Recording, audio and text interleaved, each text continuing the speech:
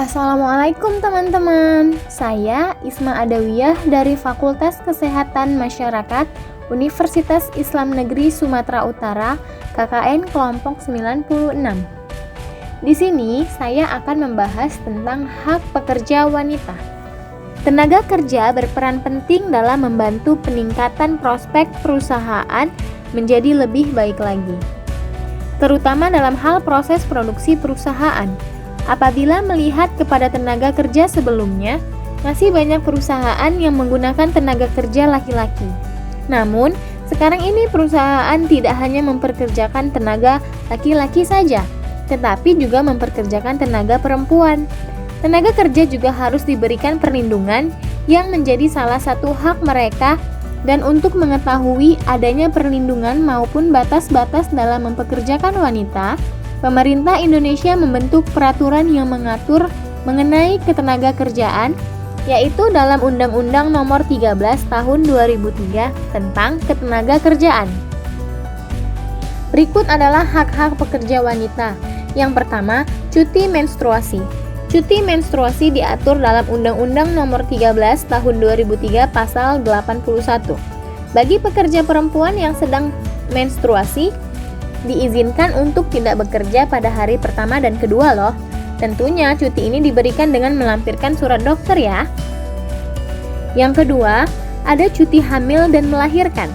Bagi pekerja perempuan yang hamil, diberikan waktu cuti selama 1,5 bulan sebelum melahirkan dan 1,5 bulan setelah melahirkan. Hal ini diatur dalam Undang-Undang Nomor 13 Tahun 2003 Pasal 82. Untuk pengajuan cuti ini, pekerja perempuan wajib memberitahu pihak manajemen perusahaan sedikitnya 1,5 bulan sebelum perkiraan kelahiran. Begitu pula setelah kelahiran anak, sebaiknya dilaporkan pada perusahaan selambat-lambatnya 7 hari dengan melampirkan bukti kelahiran atau akte kelahiran. Yang ketiga, ada cuti biaya melahirkan bagi pekerja wanita.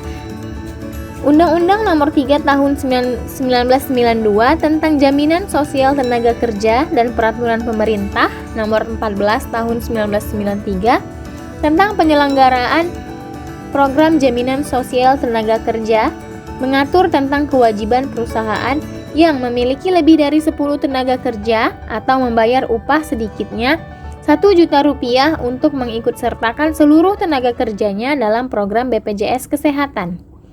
Cakupan program BPJS Kesehatan ini termasuk pemeriksaan kehamilan dan juga melahirkan loh.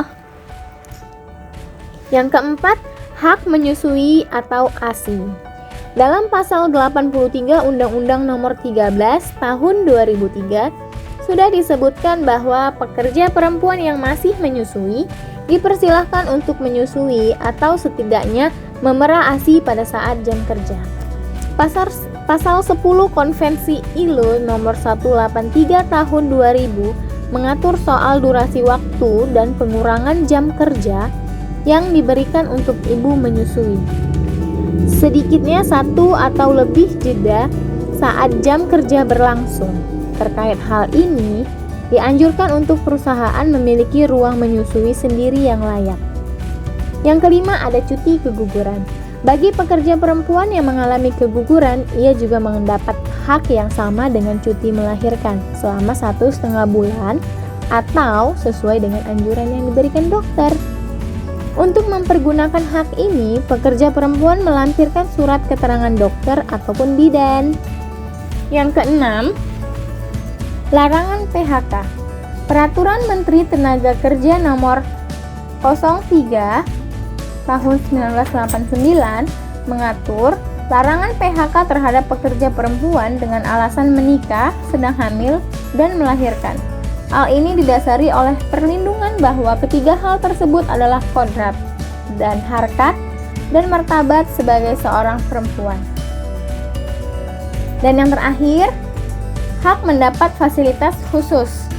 Untuk poin ini bukan berarti diistimewakan ya ladies, tetapi lebih kepada perlindungan terhadap keamanan dan kesehatan.